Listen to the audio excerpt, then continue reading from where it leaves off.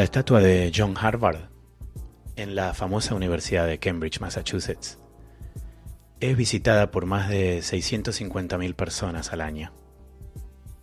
La gente le saca fotos y le frota el pie por fortuna. Para los que vivimos cerca y merodeamos la zona, a veces por curiosidad, otras para tomar un atajo, la imagen del guía turístico frente a la estatua es muy familiar. No porque la estatua en sí marque un hito histórico, sino porque tiene tres problemas. El año de fundación es 1636 y no 1638. El rostro no parece ser el de John Harvard. Y John Harvard no es el fundador de la universidad.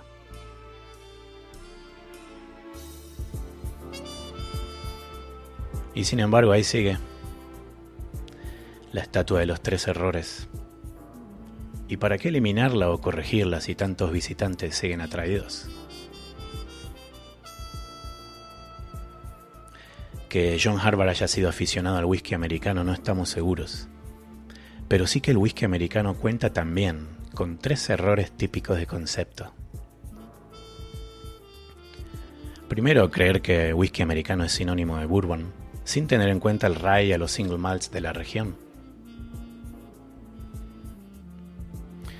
Segundo, creer que el origen de la palabra bourbon viene sin dudas del condado de Bourbon en Kentucky y no de la calle Bourbon en Nueva Orleans, o viceversa. Y tercero, bueno, América es un continente. Llamar whisky americano al producido hecho en los Estados Unidos de América es muy americano. Lo que no es un error es darle una oportunidad a una de las bebidas más populares del mundo para lucirse a pesar de lo que a simple vista parece una bebida sin sorpresas.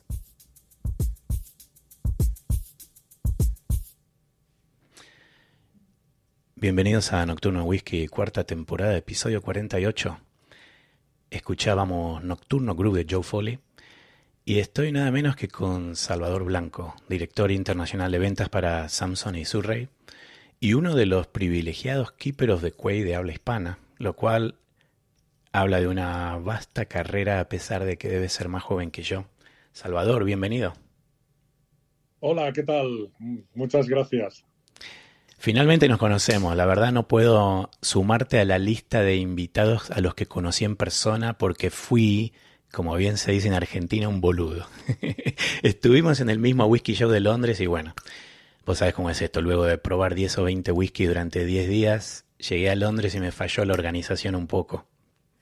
Bueno, esto pasa siempre. En estos shows de whisky son momentos donde tienes muchísimas ganas de probar y hemos coincidido en el mismo espacio en Londres, en París, pero seguro que habrá una futura ocasión. Así que es fácil verme en todos los whisky shows. Estoy siempre por será, ahí. será la próxima entonces. Y Claro que sí. el, el americano se pone técnico, ¿no? Le encanta en general. Y en cuanto a whisky, se puede hablar del nivel de tostado versus el carbonizado, el secreto de la fórmula de Mashby, las reglas obligatorias que hay son tantas para ser considerado, por ejemplo, bourbon oficialmente. Y tantos detalles, me pregunto, para una bebida que a simple vista parece un whisky con un poco más de caramelo, ¿no? Pues, es un buen punto de partida. Yo te diría que es una de las cosas que a mí me gusta más contar y hablar de whisky norteamericano, como estabas comentando tú en la intro, es mucho más complejo. Yo creo que dedicándome desde hace más de 4 años, de casi 5 años ya, a vender whisky norteamericano por el mundo, te das cuenta que esto que parece complejo te permite generar diferenciación y poder explicar cosas que otros whiskies de otras regiones, incluso el whisky escocés, no puede contar. Entonces, me parece que lo veo más como una oportunidad para poder entablar una conversación y para poder contar y hablar de whisky americano, norteamericano, con personas y con aficionados y conocedores del mundo del whisky, sin lugar a dudas. ¿Y por qué crees entonces? A mí siempre me llamó la atención que yo venía más del mundo del escocés y al comienzo casi todos los bourbon o los rye me parecían un poquito más chatos, como con menos complejidad. Cuando empecé a aprender más, empecé a probar otras marcas y empecé a aprender a veces lo difícil que es también hacer esto con todas estas reglas y técnicas. Me pregunto por qué, ¿no? ¿Por qué crees que tanto esfuerzo y tanta técnica y tanto cuidado y tanto secretismo y, y sale una bebida pareja, ¿no? Sí, sale una bebida pareja. Lo que pasa es que el secretismo hasta cierto punto y actualmente cada vez es menos porque mm, cuando estás hablando a un público, a un conjunto, a un grupo de aficionados que lo que quieren es conocer más y conocer en profundidad, este secretismo que es inicial, luego lo tienes que ir revelando poquito a poco. Nosotros, en el mundo del destilado artesanal y en el mundo del whisky artesanal, una de las cosas que siempre somos podríamos llamar fanáticos es a la transparencia. Entonces yo creo que cada vez más tienes que contar, tienes que ser transparente para poder realmente hablar de tu destilería, hablar de tus whiskies y hablar de por qué tus whiskies son distintos. Luego hay otra parte muy importante y desde el punto de vista internacional, cuando estamos hablando de cuando no estamos en Estados Unidos de América, el whisky norteamericano hay un gran, eso es una categoría por descubrir.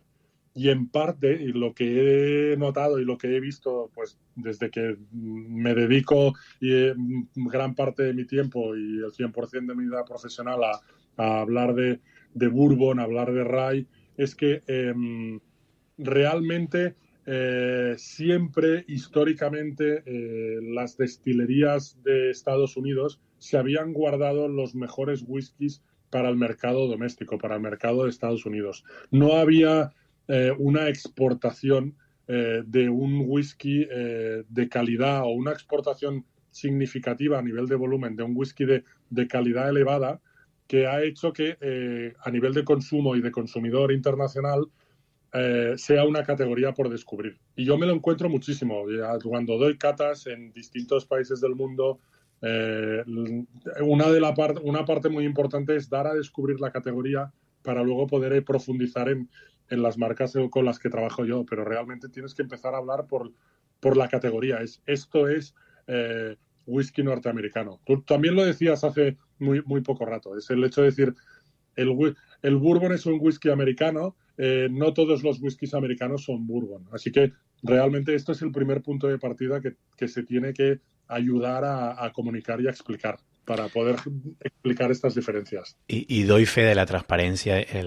Hace un par de años yo estuve en Westland, en Seattle, y una de las Mm, cosas que me sorprendió es que me dejaron sacar una foto a una computadora que era la que manejaba los alambiques, ¿no? Que tenía todos estos gráficos, que el escritorio tenía un papel con anotaciones. Y mm, es un poquito esto de, sabemos que por más que me saque la foto no me vas a poder imitar. Y esta transparencia le da una buena satisfacción al cliente también. sí. Y has pasado vos también por compañías como obviamente Moet Hennessy, Berry Bros. Y te voy a hacer una pregunta directamente de marca que nos va a abrir un abanico de posibilidades. Mm, Samson and Surrey tiene un portfolio relativamente pequeño que incluye, entre otras cosas, un tequila y un mezcal a los cuales mm, admiro como Tequila 8 y Mezcal Vago. Y mm, la compañía termina apostando, al menos por ahora, a dos destilerías de whisky americano mm. relativamente pequeñas y artesanales, ¿no? Entonces, si podrías explicar qué cualidades tienen Few Spirits de Chicago y Widow Jane en Nueva York. Yo creo que el mantra de la compañía en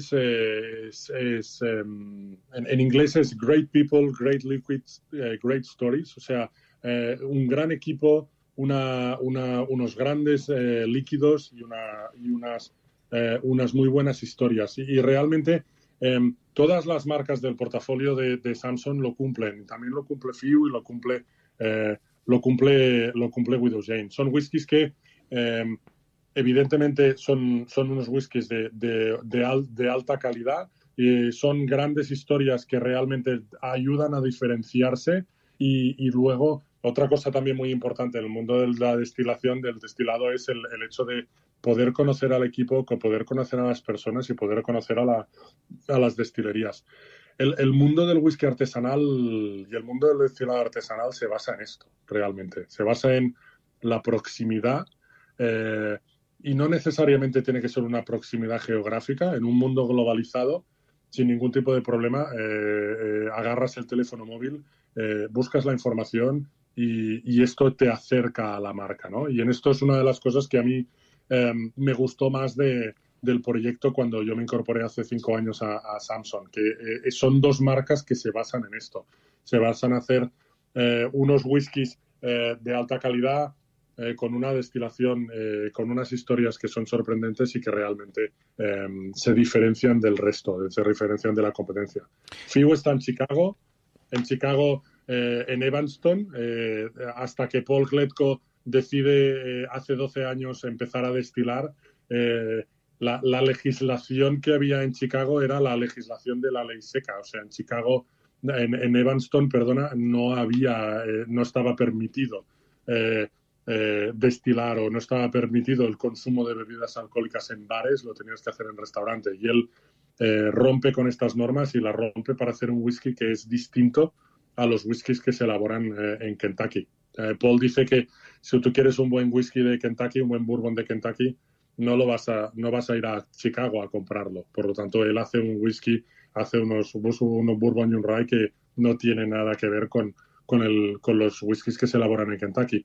En el caso de Widow Jane, para empezar, lo primero es que está en la metrópolis, es una destilería que está en Brooklyn, en Red Hook, en Nueva York, y trabaja toda la elaboración y todos los ingredientes de manera distinta. En el caso de Widow Jane, incluso el agua, y sobre todo el agua, tiene un papel muy importante que jugar, por el hecho de que es un agua que le aporta muchas notas y redondez al whisky. Así que son historias que son atractivas, que la gente comprende y que acercan y que diferencian a los whiskies de Samson frente a un mundo infinito de whiskies que se elaboran en Estados Unidos.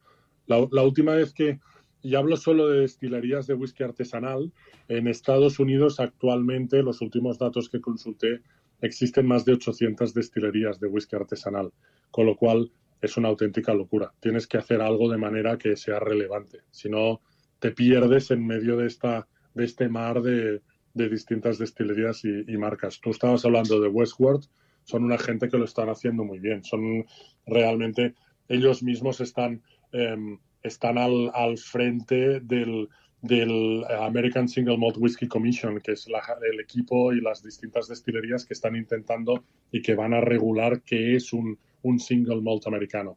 Y esto también es muy importante. O sea, es un mundo, a mí me parece un mundo apasionante y un mundo donde todos los players y todas las destilerías tienen un rol que jugar, o deberían encontrar su rol y su historia dentro para resultar relevantes.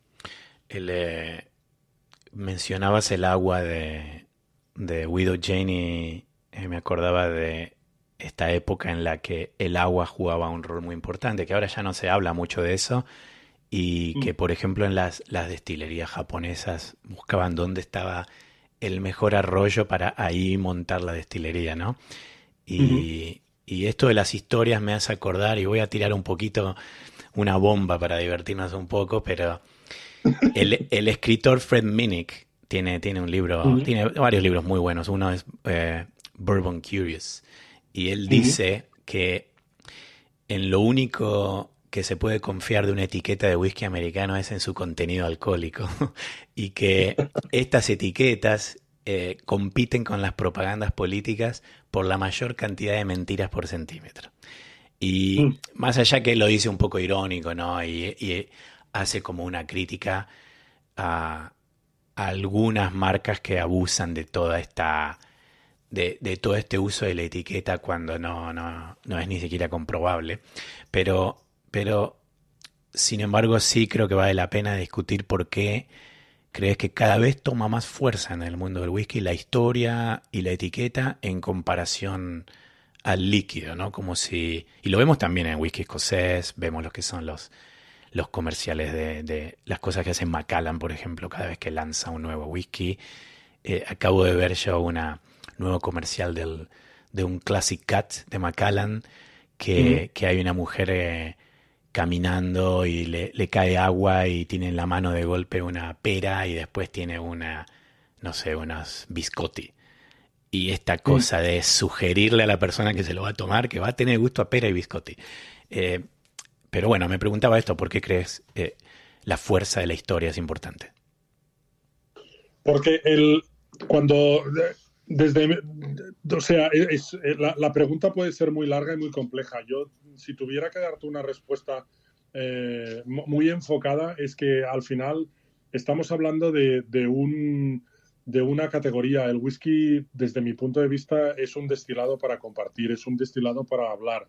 Entonces, realmente eh, hay una parte muy importante que es la historia de detrás. Cuando yo llevo una botella de whisky a casa de un amigo, cuando llevo una botella de vino a casa de un amigo, me gusta poder contar y me gusta poder explicar y me gusta poder realmente pues poder dedicar un tiempo y tener un tiempo de la charla con estos amigos a hablar del producto y hablar de por qué este whisky, dónde se elabora, quién lo elabora, por qué lo elabora así. Estas historias son muy, muy importantes realmente. Yo creo que la parte del momento de relax y de compartir y de poder hablar de este whisky, a todos nos gusta. A todos nos gusta poder compartir experiencias, ser expertos y poder contar estas historias. Por lo tanto, la historia es muy importante en este sentido. Lo que pasa es que, como tú bien dices, estas historias tienen que ser que lo más reales posibles o reales, porque si no, una cosa es contar historias y la otra es contar mentiras. Entonces, cuando tú esta historia sabes que no es verdad, tampoco te sientes cómodo, o descubres que no es verdad, probablemente tampoco te sientes cómodo contándola. Por lo tanto, es muy importante que tenga una base muy sólida y que sea una historia que realmente sea hasta cierto punto comprobable y cierta. Um, por otra parte, lo que tú comentabas de la etiqueta, la etiqueta es muy importante también porque hay una parte del proceso de decisión de compra que es totalmente visual. Entonces tiene que ser atractiva, te tiene que atraer tanto la etiqueta como la botella. Por lo tanto, es muy importante este diseño que se elabore. Lo que quizá yo también pienso es que partimos de la base que todos los whiskies, o en general, si realmente lo que se pretende es que esta destilería o que esta marca sea una marca longeva, tienen que tener una calidad elevada, porque probablemente si lo compras y no cumple con tus expectativas, no lo vas a volver a comprar. Entonces, realmente, eh, la destilería ha tenido una venta, ha tenido un potencial consumidor que se ha decepcionado y que no va a volver. Por lo tanto, te tiene que atraer por el packaging, te tiene que atraer por la etiqueta, te tiene que atraer por la historia y sin lugar a dudas el whisky Uh -huh. tiene que estar bueno, porque si no, no hay repetición y al final, mmm, a pesar de que todos los expertos y aficionados de whisky pues tienen unos bares en casa que probablemente donde hay muchas etiquetas. Yo creo que todos tenemos un poco una serie de marcas que son nuestras marcas de referencia a las que recurrimos o a las que vamos cuando no queremos pensar, cuando queremos tomar algo fácil y agradable que ya conocemos, fácil en el sentido de que ya has conocido, por lo tanto una marca tiene que tener una base de fans que la sostengan. El ir de flor en flor es complicado porque si no hay repetición de compra es muy complicado. El mundo de los whiskies es infinito, por lo tanto tenemos que tener una base de fans de la marca que nos ayuden a continuar y que tengan una cierta regularidad en la compra. Uh No -huh. siempre, pero cierta regularidad en la compra. Que cuando vean una nueva referencia de FIU, sepan que es un whisky de calidad, que es un whisky que saben el estilo de whisky que es y que por lo tanto, pues cuando compren la botella y decidan gastarse pues los 50 o 60 dólares de esa botella de Fiu, pues realmente saben que tienen una garantía de que tendrá de que no les va a decepcionar. Pues les podrá gustar más o les podrá gustar menos, pero seguro que no les va a decepcionar. Con Macallan pasa exactamente lo mismo. Así que yo soy gran aficionado, tengo grandes amigos que trabajan en Macallan. En Macallan tiene unos whiskies muy buenos, tiene otros whiskies que quizá a la gente le gustan menos, pero realmente también elaboran unos whiskies que son, algunas de las colecciones de whisky de Macallan son muy buenas. Lo que pasa es que, bueno, hay mucha demanda y tienen un precio elevado, pero eso es otro tema. No Y, hablábamos de precios, sino de líquido de calidad. y yo mencioné también a Macallan para llevarlo un poco a un extremo, porque Claro, Macallan se convirtió, como me dijo hace poco una persona, en algo un poco más que un whisky. Es un producto, es un producto de lujo. Y es vale. otra de conversación, pero ponía justo ese ejemplo porque vi la promoción ayer. Sí, sí, sí, Del Classic Cat 2023. Llegó el momento claro. del programa que vamos a tomar juntos a la distancia. Así que, por supuesto, como sos el invitado, primero vos contame qué vas a tomar. Pues he tirado, o sea, he ido a buscar en mi whiskyteca y dentro de los whiskies de colección que tengo y que guardo, me he decidido abrir algo que en su momento, en el año 2003, cuando fue embotellado, era algo muy distinto. Quizá ahora ya estamos más acostumbrados, pero estoy tomando un Glenmorangie Burgundy Wood Finish. Es un Glenmorangie que tiene una extramaduración en barricas de vinos de Borgoña. Wow. Cuando simplemente en la etiqueta aparecía Burgundy Wood Finish, no había más historias detrás, no había más nombres detrás. Cuando empezaban y cuando no era habitual y Glenmorangie y Bill Lamsden ya lo estaba haciendo, ¿no? Esto estamos Totalmente. hablando de hace más de 20 años. Totalmente. Tengo un corazoncito con Glenmorangie y Nardbeck, como siempre lo digo. Y de hecho, hace el año pasado, cuando hice el tour itinerante, estuve en Nardbeck con David Blackmore, que le mando saludos. Y la próxima visita, si voy a Highlands, voy a tener que ir sí o sí a Glenmorangie. Y bueno, qué lindo lo que estás compartiendo, mil gracias. Y yo lo que voy a hacer es tomar un Few Bourbon Cold Brew, que es un whisky que me sorprendió bastante, porque, bueno, a los que no conocen esta línea de Few, tienen ellos un poquitito más experimental, un bourbon donde se utiliza, y tal vez Salva puede corregirme y mejorar la parte técnica, pero donde se utiliza café para bajar el nivel alcohólico en vez de agua. Y lo mismo tienen un rye donde usan un té, que si no me equivoco es el oolong de los Ocho Correcto. Inmortales. Y me sorprendió porque cuando uno lee algo así, primero que se ponen purista en snob y dice, ni loco toco esto. Después dice, ok, voy a probarlo, y después dice, wow, es maravilloso. Y creo que lo que hicieron muy bien es jugar un poquito con esta experimentación sin bajar la calidad, como mencionas tanto de Few. Eh, y es un whisky bastante... No me gusta usar mucho esta palabra, ¿no? Pero es bastante tomable. Es un whisky que yo he llevado a asados o a fiestas, y que de golpe, sin que la gente sea apasionada del whisky, queda media botella. ¿Y qué pasó con esto? ¿Dónde se fue el líquido? Y es porque la gente lo toma y le gusta. Acá yo estoy en un día de 27, 28 grados centígrados, así que viene perfecto eh, este whisky que tiene un toque así como de frescura y de notas que, más allá de las típicas de bourbon, ofrece un poquito de canela, algo un poco más tostado. Y el café, no sé si es algo que sugiere la mente o no, pero hay un toque ahí como de algo un poquito más, tal vez es el tostado, ¿no? Sí, es sorprendente. Me ha gustado mucho, como tú lo decías, ¿no? Al final, la parte de innovación, esta parte de hacer whiskies y elaborar whiskies de manera distinta y estar apostando por ir probando, ir descubriendo, es algo que es muy importante para Few. Cuando Paul decide que por qué solo se puede rebajar el whisky con agua.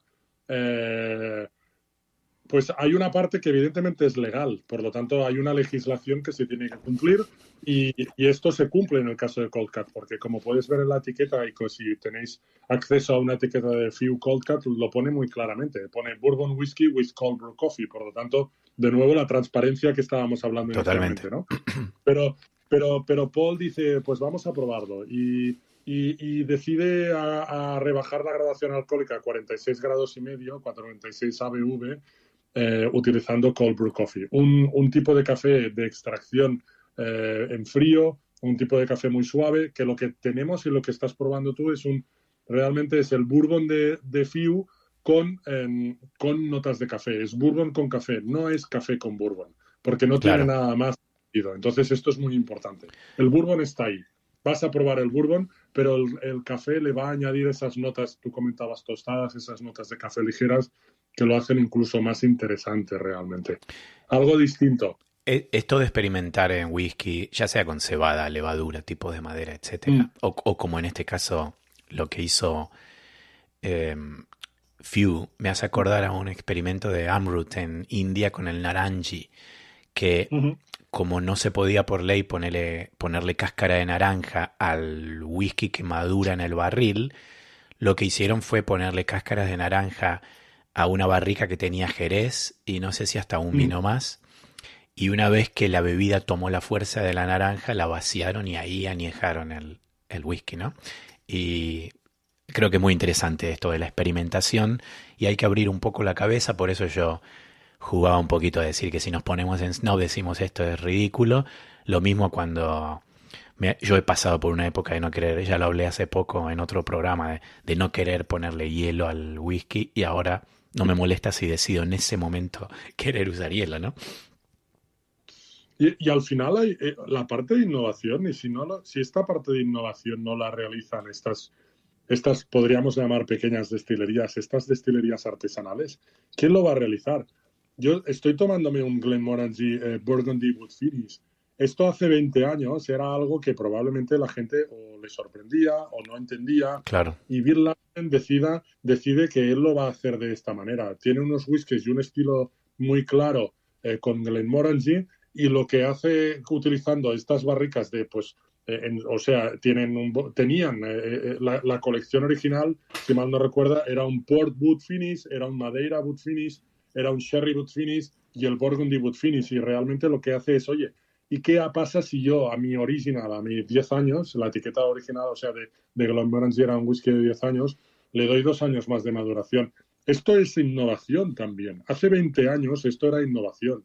Y innovan dentro de lo que te permite la reglamentación, en este caso del whisky escocés. Ujú. Yo creo que esto hay una parte que es muy importante, que es vamos a apostar por ello, vamos a probar, vamos a ver qué sale. Dentro de FIU tienen esta política de innovación donde probablemente pues de 10 experimentos, pues llamémoslos experimentos, solo sale uno al mercado, solo sale uno, solo se comercializa uno, porque realmente los otros 9 pues no han salido como se esperaba o Ujú. no cumplen lo de FIU. Entonces esto también es muy importante. Si no lo hacen los pequeños, ¿quién lo va a hacer? Los grandes no pueden permitirse el lujo de innovar. Porque cuando tú tienes un estilo con una destilería que tiene una marca muy comercial muy clara, tiene un estilo muy marcado, si tú haces algo muy distinto, a la gente muy probablemente no le va a gustar, le va a sorprender y te puede generar rechazo. Yo creo mucho en esto. Son los pequeños los que tienen que atreverse a hacer cosas distintas. Hablando de pequeños, ¿qué haremos con el crecimiento de las destilerías en Latinoamérica? Y me pregunto si se lo seguirá llamando whisky americano, ¿no? Yo que hablaba antes del América es un continente, ¿no? Y ustedes tienen el francés Bren en el portfolio. Recientemente colaboraron con Basque Moonshiners, Sí, tenemos Bren. a quienes visité el año pasado. Mando saludos también a ellos y a Manu del Residence. ¿Cómo ves el surgimiento de whisky del mundo? A mí me apasiona, me encanta, me gusta muchísimo. Creo que el, al final es muy importante que una puerta que abrieron los whiskies japoneses, que nos dimos cuenta que no solo se elabora whisky de altísima calidad en Escocia, que también lleva muchos años elaborando whisky de altísima calidad, pero que se puede elaborar whisky de altísima calidad en muchos otros lugares del mundo. Los japoneses también lo consiguieron, ganaron muchos premios, se posicionaron en esta categoría de whiskies de altísima calidad y han abierto la puerta que whiskies como whiskies franceses. Creo que actualmente hay más de 80 destilerías de whisky en Francia. Incluso whiskies en España. Yo soy un ferviente defensor y proactivamente estoy haciendo campaña para que se regule una indicación geográfica protegida para el whisky español.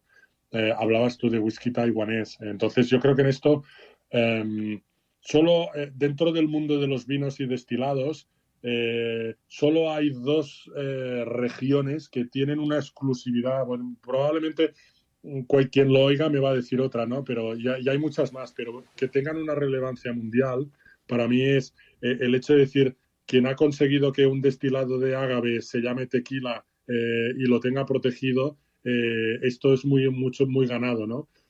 O hablando de champaña en el mundo del vino espumoso, pero realmente cuando tu palabra es whisky escocés, whisky francés, whisky, hemos conseguido y se está consiguiendo que la segunda parte de estas dos palabras esté ganando mucha más relevancia. Entonces a mí me encanta, me maravilla y creo que realmente hay una oportunidad increíble. Lo que pasa es que tienes que tener una historia que contar. Nosotros con Bren, quien haya probado nuestro whisky francés Bren, se dará cuenta que es algo único, es algo muy distinto. No estamos contando la misma historia que puede ser en un whisky escocés, ¿no? Incluso a nivel aromático. Bren es un whisky elaborado en la región de Charente, en la misma región donde se elabora el coñac, con la tecnología del coñac, y sobre todo envejecido, destilado en alambique de charantés, de coñac, que le da al destilado unas notas muy afrutadas y luego se envejece en barricas que han contenido coñac y barricas nuevas de roble de la región de Limousin. El mejor resumen que se puede hacer es barricas distintos, aromas distintos.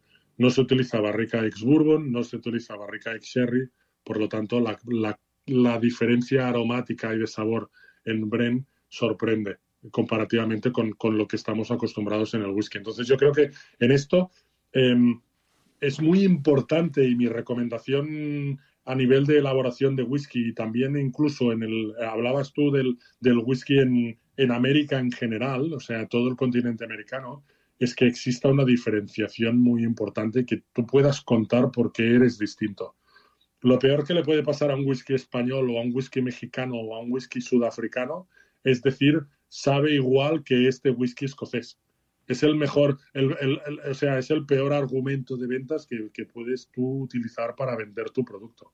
Es, oye, no, es que mira, lo vas a probar y te va a recordar a esto. Y dices, no, perdona, si yo quiero un whisky escocés, me lo compro y lo compro de Escocia, no lo compro en España, en México o en Sudáfrica, realmente. Entonces, Totalmente. es súper importante esta diferenciación. Algo que yo noté visitando destilerías en Europa fue justamente esto, el orgullo del elemento local y más allá que la gente que en algún momento se pone a destilar por primera vez lo hace inspirada por Escocia o por Irlanda. La realidad es que ellos te dicen, acá estás probando algo que no probaste nunca. Y eso es parte, no es que quiero hacer autopropaganda, pero es algo de lo que yo valoro mucho en el embotellador independiente que estoy armando.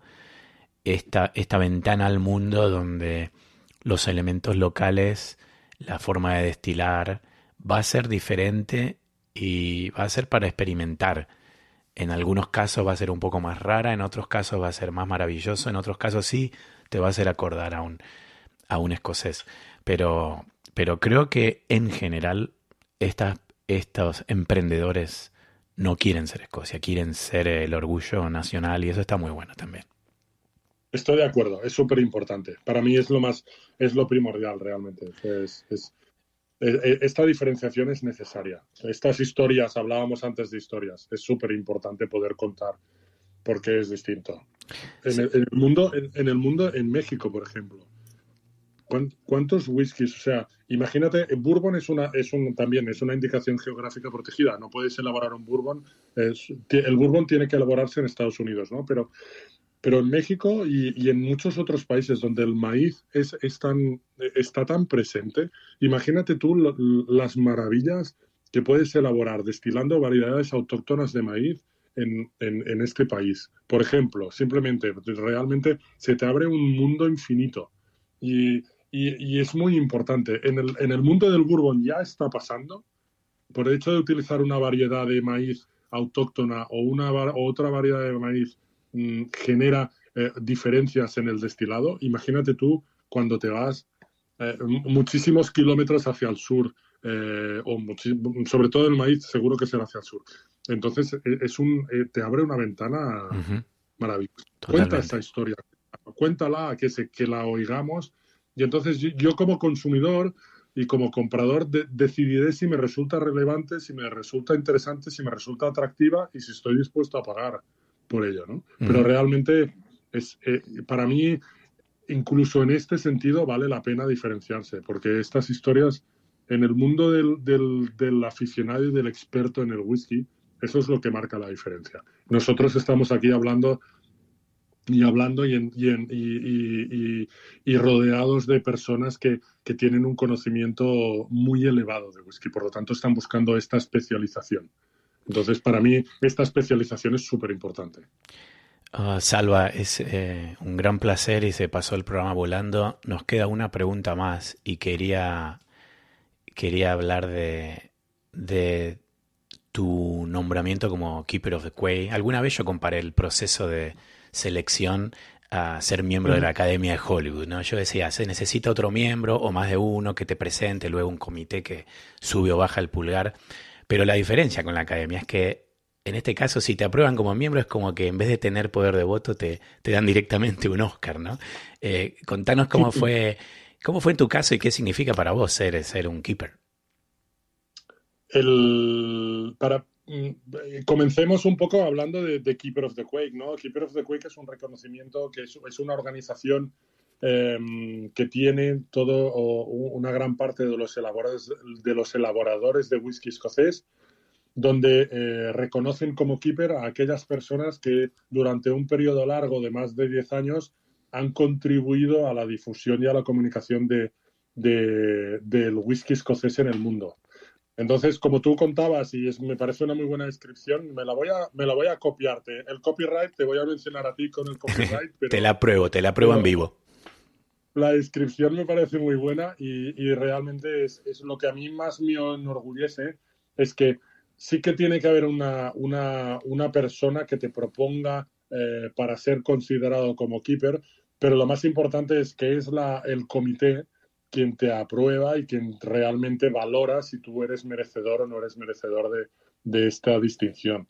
Y para mí que se me reconozca y que en octubre de 2014 se me reconociera como Keeper of the Quake, para mí fue todo un orgullo.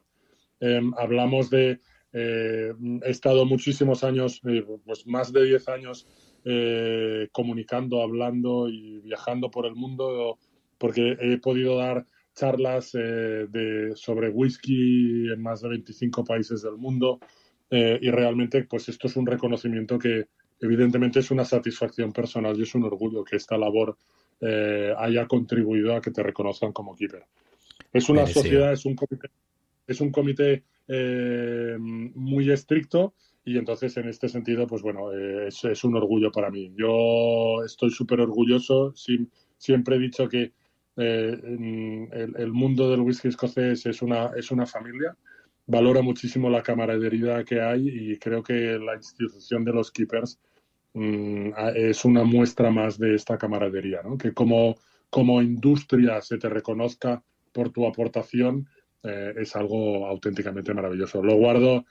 La ceremonia es inolvidable, el momento es inolvidable porque hay dos ceremonias al año, una en primavera y una en otoño, en el mes de octubre, en un castillo maravilloso en Escocia, y es algo que recordaré. Y también porque al final no solo en el momento y con las personas, con los otros keepers que fueron nombrados en esa ceremonia, sino con los keepers que tú vas viendo que van nombrando como keeper, es maravilloso. Y yo, a aquellas personas que conozco, que tengo un cierto contacto, pues cuando veo su nominación y cuando veo que son keepers, los llamo, les mando un mensaje, les mando un email y es algo maravilloso. Y realmente es una pequeña sociedad que es un orgullo. Creo, si mal no recuerdo, la última información que tengo es que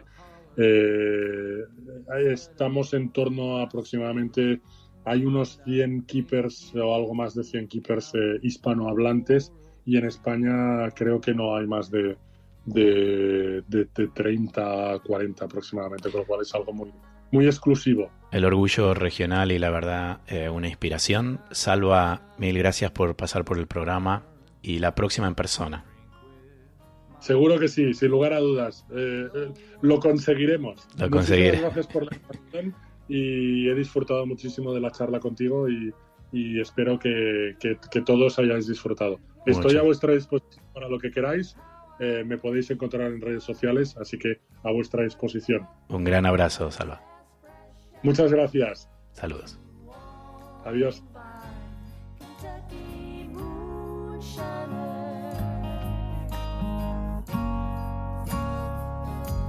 Kentucky moonshiner,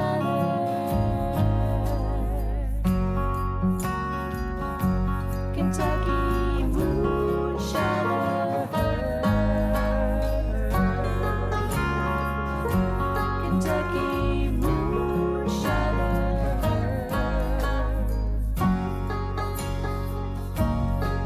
So I eat when I'm hungry and I drink when I'm dry.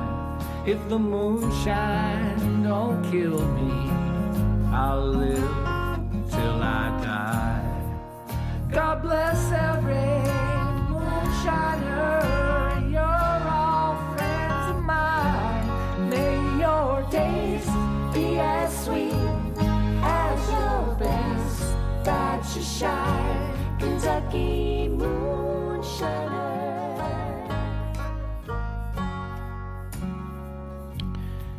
Y nos vamos con Kentucky Moonshiner por la banda Return to Normal.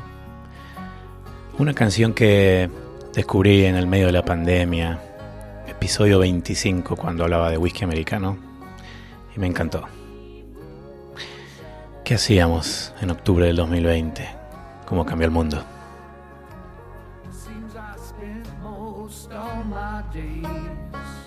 Just a cooking up the shine. Never worked in no factory, no dark, dusty mine. I go down to the holler and I fire up my still, and I'll make you a gallon for a $2 bill. Kentucky moonshine. Un abrazo a Emma Briones, que seguro este episodio lo escuchó. Que viva España y el whisky americano y el continente americano entero, ya que estamos.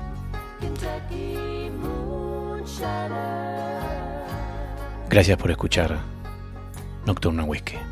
Kentucky moonshiner, give a gallon for a $2 bill. Kentucky moonshiner.